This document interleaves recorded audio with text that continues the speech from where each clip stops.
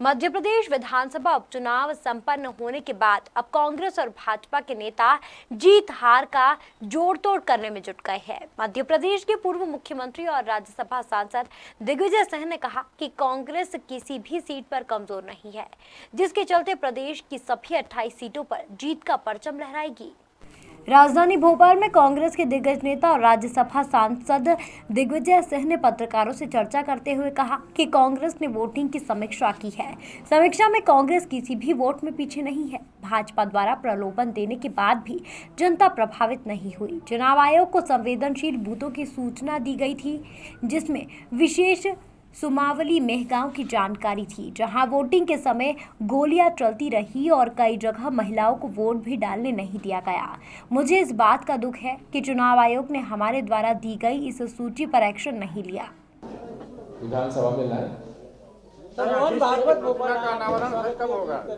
हाँ, मोहन भागवत जी का पिछले कुछ वर्षों में मध्य प्रदेश में भोपाल विशेषकर और इंदौर में आना जाना काफी हो रहा है, लेकिन मुझे इस बात का दुख है कि जिस चाल चरित्र और चेहरे की बात राष्ट्रीय स्वयंसेवक संघ शुरू से करती आई, जिस प्रकार से शुरू से संघ के प्रचारकों में ये बात बताई जाती थी, वो सब अब मौजूदा भाजपा और मौजूदा संघ के कार्यकर्ताओं में नजर नहीं आती। वो पीढ़ी अटल बिहारी वाजपेयी जी की, कुशाभाऊ ठाकरे जी की चली गई, जिनका कि एक आदर्श के रूप में वे जाने जाते थे। आज के भाजपा के नेता उन्हें केवल पैसा कमाना, ठेकेदारी करना, अवैध रूप से काम करके धन कमाना, उसमें उनके कितने वे माहिर हैं उस पर आंकलन किया जाता है।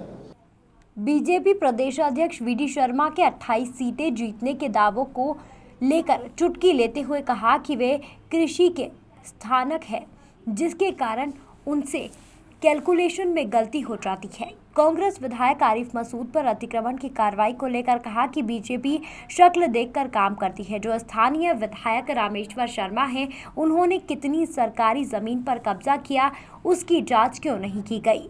जिन मंत्रियों ने अतिक्रमण किया, उन पर अब तक कोई भी कार्रवाई क्यों नहीं की गई?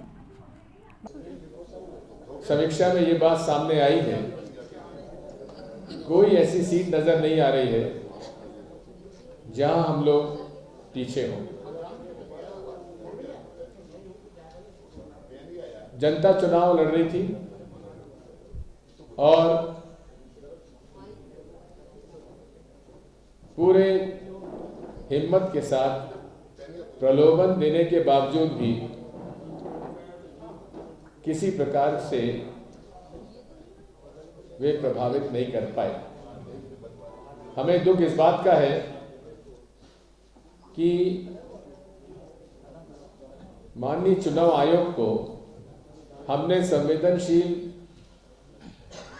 मतदान केंद्रों की सूची दी थी और विशेषकर हमने सुमावली क्षेत्र की और मेहगांव क्षेत्र के लिए जो संवेदनशील मतदान केंद्रों की सूची दी थी